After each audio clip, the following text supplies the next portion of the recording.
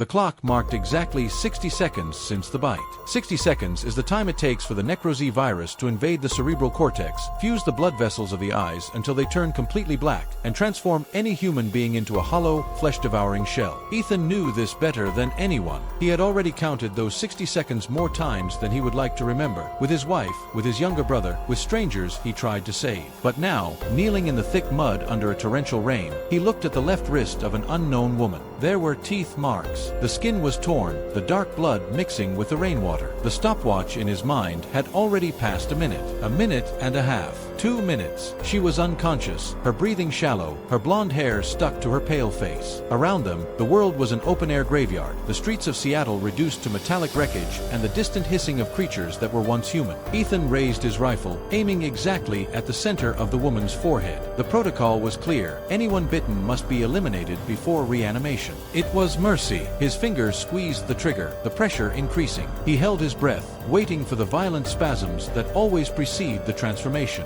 3 minutes. Her eyelids fluttered. Ethan hesitated. He lowered the weapon slightly, his eyes fixed on hers as they began to open. There was no abyssal darkness of the virus. There were only irises of a piercing blue, scared and profoundly human. "Don't shoot," she whispered, her voice failing. The impossible was happening. 4 minutes had passed. The infection should have already consumed her. Ethan looked around, panic fighting against logic in his mind. The grunts were getting closer, echoing in the narrow alleys behind them. A pack was approaching, attracted by the smell of fresh blood. Without thinking twice, driven by an instinct he thought had died years ago, Ethan threw her over his shoulders. She was light, but the weight of the decision he had just made was crushing. Taking her to his safe hideout meant putting a biological time bomb inside his own home. If she turned during the night, he would be dead. He ran through the rubble, his heart beating in his throat. Ethan's hideout was an old World War II bunker, hidden beneath the ruins of an old theater. The reinforced steel doors closed with a muffled thud, isolating them from the nightmare outside. He placed the woman on a rusted gurney and immediately grabbed the steel handcuffs attached to the wall, locking her uninjured wrist to the metal bar. Safety first. Then, he turned on the single light bulb powered by a precarious generator and examined the wound. The tissue around the bite was necrosing, the veins darkening and creeping up her arm like black roots. She was shivering violently, the virus's fever taking over. "My name is Victoria," she said through gritted teeth, her eyes rolling back. Ethan grabbed a damp cloth and wiped her forehead, readying his hunting knife. If the fever reached 40 degrees, it was the end. But the hours went by. Night fell over the bunker. Ethan remained sitting in a chair facing her, the weapon in his lap, watching her every breath. The fever rose, the veins grew darker, but her heart didn't stop. Instead, something bizarre began to happen in the middle of the night. The black blood around the wound began to recede. The dead tissue seemed to be being purged. Ethan approached, incredulous. Her body wasn't succumbing to the virus. It was fighting it, and it was winning. What he didn't know, as he looked at that woman shivering on his gurney, was that those very veins carried a secret the entire world was willing to kill to get. And by saving her, he had just become target number one. The smell of coffee brewed in a reused paper filter filled the bunker when Victoria opened her eyes the next morning. She pulled at her left wrist, the sound of the handcuff metal against the gurney breaking the silence. Ethan was leaning against the wall, the gun still in his hand, his eyes red from lack of sleep. He didn't blink. He just pointed with his chin to her right arm. The bite wound. Victoria looked down. Where before there was exposed flesh and black veins, now remained only a deep pink and clean scar. The infection had vanished completely. "What are you?" Ethan asked, his voice gravelly and cold. Victoria swallowed hard. She tested the mobility of her arm. "I am immune," she replied, as if she were admitting to a crime. "Since the start of the outbreak. I've been bitten 3 times in the last 2 years. It just happens." Ethan approached slowly, unlocked the handcuffs, and handed her the mug of coffee. The silence between them was dense, loaded with unasked questions. Immunity was a myth. Rumors told around campfires about people who carried the cure in their own blood. If it were true, Victoria's blood was priceless. As she drank the coffee, Ethan noticed something about her that the dirt and rain had hidden. Her clothes, although torn, were of a high-tech synthetic fabric, the kind only elite military or the very high social class had access to before the fall. There was a ring on her index finger, hidden under the mud, a family crest carved in pure platinum. "How did you end up alone in the Seattle Red Zone?" he questioned, sitting at the metal table. Victoria avoided his gaze. She told a story about a group of survivors that was ambushed and how she was the only one who managed to escape.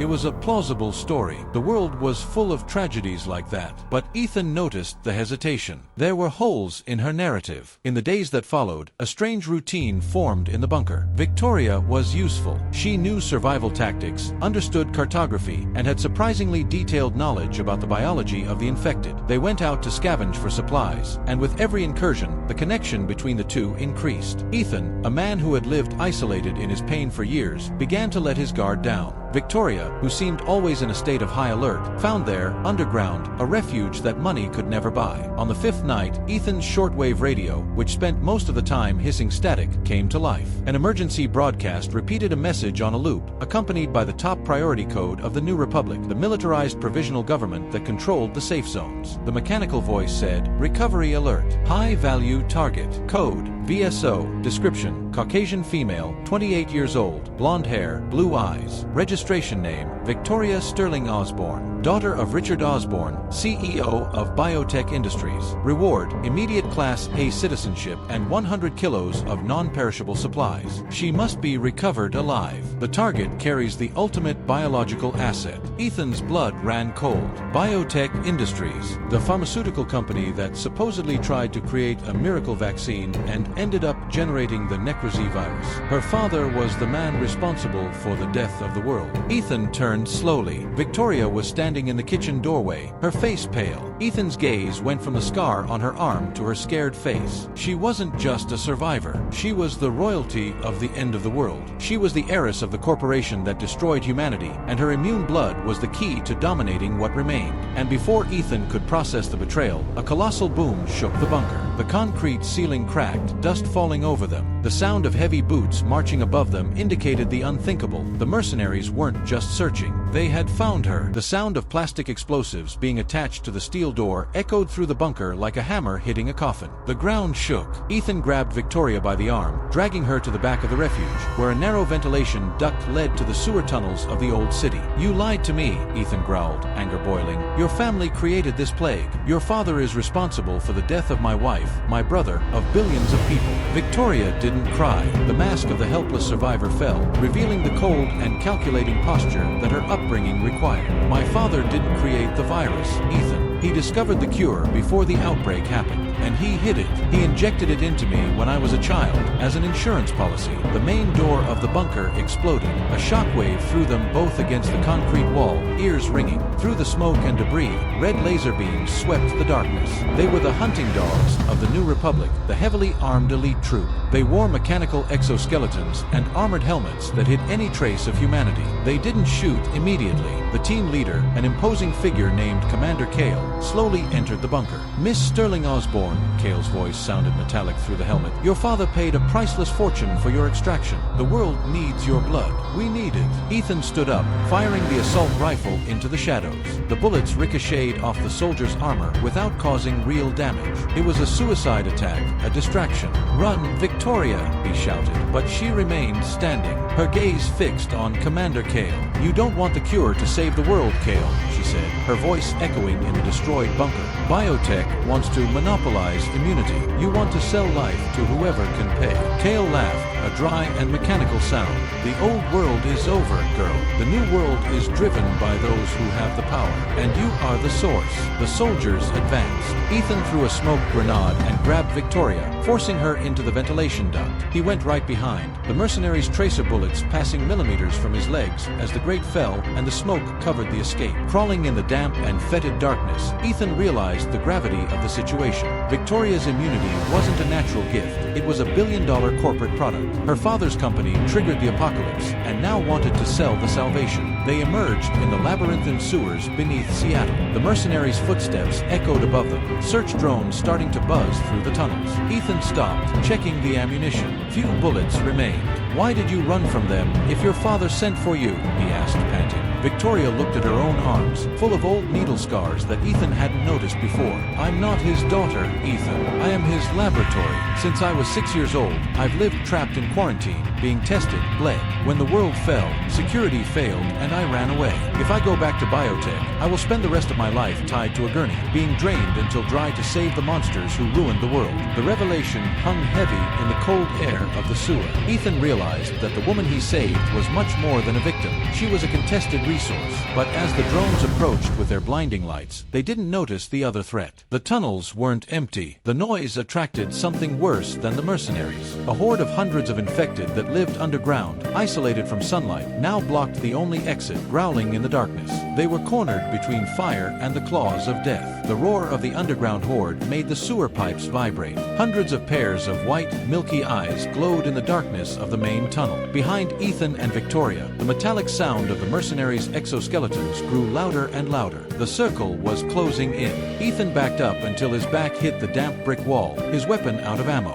It was the end. The underground infected were bigger, paler, and blind, but guided by acute hearing and a sense of smell sensitive to human fear. And Ethan and Victoria's scent was all there was in the tunnel. "There is a way out," Victoria said with a calmness that scared Ethan. She walked in front of him, standing between Ethan and the advancing mass of rotting flesh. "What are you doing?" he shouted, trying to pull her back, but she pulled away. She grabbed the hunting knife from Ethan's waist and, without hesitation, sliced deep into her own palm. Bright red blood flowed, dripping into the dirty water. The infected stopped. The horde's frenzy ceased in an instant. They sniffed the air. Ethan watched, paralyzed, as the monsters that destroyed the world lowered their heads and retreated, opening a narrow and terrifying path through the crowd. "The virus doesn't just make them ignore me, Ethan," she explained, her voice steady as she began to walk toward the horde. "The virus makes them recognize that my blood is alpha. It repels them. I am the predator at the top of their food chain." Ethan followed her, walking inches from the infected's jaws, which twitched but did not attack. It was a scene straight out of a nightmare. The billionaire heiress guiding them like Moses parting a sea of living corpses. The exact moment they crossed through the horde, Commander Kale and his team of mercenaries turned the corner of the tunnel. Their helmet floodlights illuminated the impossible scene.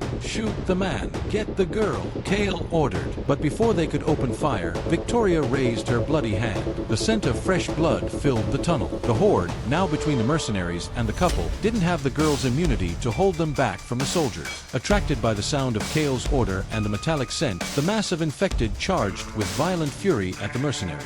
The shooting started, but the soldiers' technological advantage was useless against an avalanche of bodies in a confined space. The screams of the mercenaries mixed with the sound of flesh being torn and metal being crushed. Ethan and Victoria ran to the sewer exit, climbing the service ladder to the surface. The Seattle sky was gray, the rain had stopped, and the first rays of sun were breaking through the clouds. They were on the waterfront, where an old fishing boat that Ethan had prepared for emergencies still floated in the water. As they started the engine, Victoria looked at the destroyed horizon, wiping the blood from her hand. Ethan watched her, his eyes full of renewed respect and fear. "Biotech won't stop. They will hunt you to the ends of the earth," Ethan said, his hand on the boat's helm. Victoria looked at him, and an almost imperceptible smile appeared on her lips. She reached into the pocket of her torn suit and pulled out a small armored vial containing a blue bioluminescent liquid, the original Matrix. "I know," she said. "That's why I stole this before escaping my father's lab. Without the Matrix, my blood is useless, and with it, we have the power to dictate the rules of the new world."